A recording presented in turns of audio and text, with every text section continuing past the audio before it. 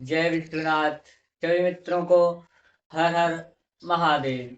मैं आप सभी ज्योतिष के विद्यार्थियों का मेरे YouTube चैनल में स्वागत करता हूं, दशातत्व ज्योतिष विज्ञान में, जिसमें कि आप षोडश वर्ग पत्रिका बनाने की विधि को जान रहे हैं।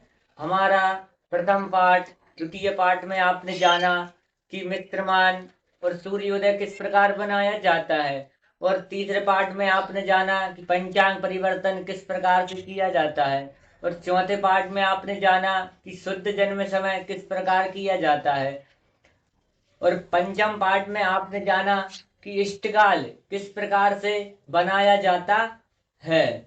आज हम जानेंगे कि भयात भवोग किस प्रकार से बनाया जाता है। सर्वप्रथम यह बात जान लेना चाहिए कि भयात क्या होता है और भवोग क्या होता है। यदि आप पत्रिका बना रहे हैं, किसी ज्योतिषी ने आपसे पूछ लिया कि पंडित जी भयात का मतलब क्या होता है, आपने तो उससे बोल दिया है कि भयात और भवोग बनाना चाहिए, उसको भी बता सकें आप कि भयात अर्थात होता क्या है। भयात अर्थात होता है कि जिस नक्षत्र में सूर्य उदय हुआ है वह नक्षत्र जातक के समय पर कितने घटी और पल रहा, उस नक्षत्र को जातक ने कितना भोग लिया है, उसका अर्थात होता है भयात। कि सूर्य उदय से लेकर जातक के जन्म समय तक वह नक्षत्र इतने घटी इतने पल तक चला, मतलब कि यह है कि उस नक्षत्र को जातक ने इतना भोग कर लिया था। और भवोग अर्थात होता है, भवोग अर्थात ये होता है कि जो संख्या हमको प्राप्त होगी भवोग, तो उसमें यह होगा कि जातक इस नक्षत्र के मान को इतना भोगेगा, या आगामी नक्षत्र को भोगेगा या वर्तमान नक्षत्र को भोगेगा, वो अपन भयात भोग बनाएंगे जब मैं आपको स्पष्ट तरीके से समझा पाऊंगा। क्योंकि भयात भोग बनाने के लिए भी 5 से 6 नियम है। सर्वप्रथम 2 साधारण नियम है जिस प्रकार बनाते हैं, उसके बाद वृद्धि कारक नियम है, वृद्धि कारक के 3 नियम है, उसके बाद में 6 नक्षत्र में भयात भोग किस प्रकार बनाया जाए, इतने नियम है। चलिए मैं आपको बताता हूँ कि भयात भोग किस प्रकार बनाना चाहिए। जैसा कि मैंने देखिए बोर्ड में लिख लिया है, 27 तारीख 3 महीना 2024, समय 3:30 PM, स्थान भोपाल। इसलिए मैं एक ही तारीख से आपको गणित इसलिए बता रहा हूँ कि आपके अच्छे से समझ में आए इस विधि को। इसलिए जन्म तारीख हमारी वही चल रही है जो पहले हमने सूर्योदय बनाने के लिए ली थी। देखिए मैंने क्या क्या लिया भयात भवोग बनाने के लिए। सर्वप्रथम लिया इष्ट काल, जो हमको प्राप्त हुआ था 22 घटी 57 पल, और वर्तमान नक्षत्र था सूर्योदय के समय पर 20 घटी 48 पल, और आगामी नक्षत्र लिया है मैंने। अब यहाँ पर मैं आपको एक बात समझाना चाहता हूँ। यदि वर्तमान नक्षत्र है हमारा चित्रा, भयावह का नियम बोलता है यदि इष्टकाल ज्यादा हो तो वर्तमान नक्षत्र गत हो जाता है और आगामी नक्षत्र वर्तमान हो जाता है। तो हमारा 22 57 वर्तमान नक्षत्र था हमारा 20 घटी 48 पल, मतलब कि इष्टकाल से कम है, तो हमारा जो वर्तमान नक्षत्र है वह नक्षत्र गत हो गया। और जो आगामी मतलब आने वाला, चित्रा के बाद में कौन सा नक्षत्र आता है, स्वाति, तो स्वाति नक्षत्र मैंने पहले से लिख लिया आगामी नक्षत्र। यदि आप इस बात को अच्छे से समझिए, यदि इष्टकाल ज्यादा हो वर्तमान नक्षत्र से तो वर्तमान नक्षत्र गत हो जाएगा, आगामी नक्षत्र वर्तमान हो जाएगा।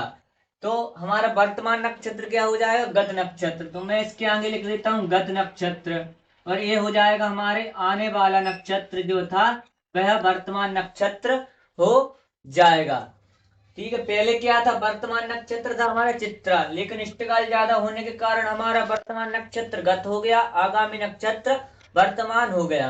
भयात भवोग का नियम क्या बोलता है, भयात भवोग का नियम बोलता है यदि इष्टकाल ज्यादा हो तो वर्तमान नक्षत्र गत नक्षत्र हो जाता है, आगामी नक्षत्र वर्तमान नक्षत्र हो जाता है। नियम आगे बोलता है 60 घटी में से गत नक्षत्र को घटा देना चाहिए।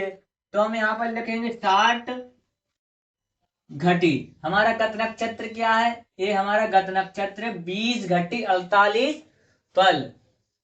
तो हम 20 घटी, घटी के नीचे घटी को रखे, पल के नीचे पल को रखे। नियम बोल रहा है कि 60 घटी से गत नक्षत्र के मान को घटा देना चाहिए।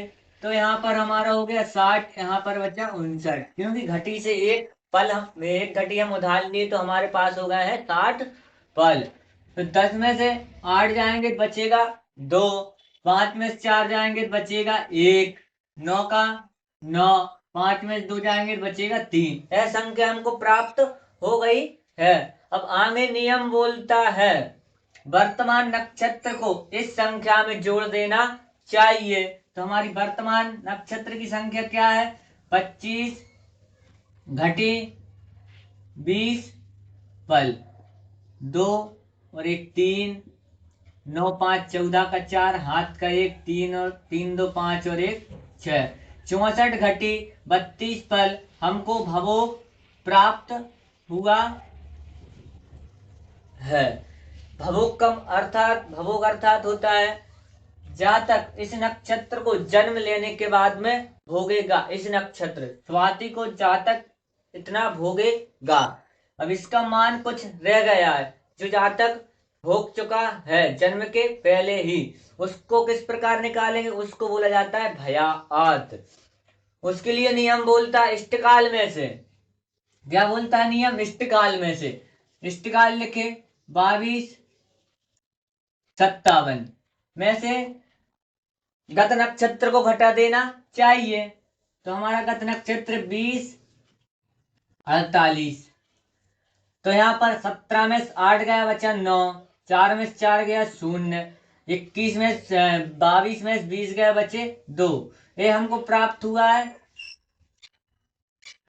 भयात। ये हमको प्राप्त हुआ भयात।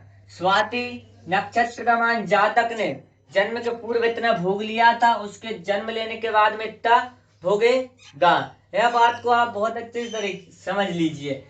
यदि किसी जातक का जन्म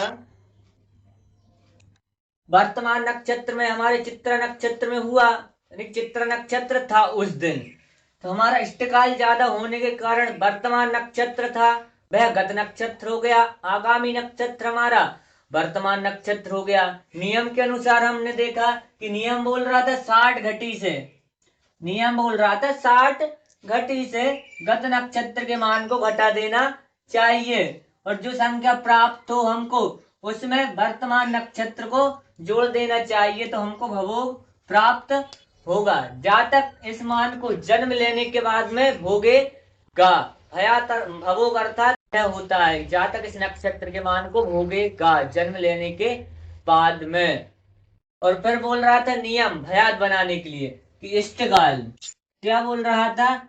इष्टकाल बोल रहा था इष्टकाल में से गत नक्षत्र के मान को घटाने पर भयात प्राप्त होता है। अब भयात हमारा प्राप्त हुआ 2 घटी 9 पल। जातक ने इस नक्षत्र को मात्र 2 घटी 9 पल ही भोगा है, जन्म के पहले ही गर्भ में ही जातक ने इस नक्षत्र के मान को भोग लिया था। यदि आपको भयात भवोग बनाने की विधि समझ में आई हो और अच्छी लगा हो तो मेरे वीडियो को सब्सक्राइब करें, लाइक करें, कमेंट करें और मेरे चैनल को सब्सक्राइब करें। सभी मित्रों को हर हर महादेव।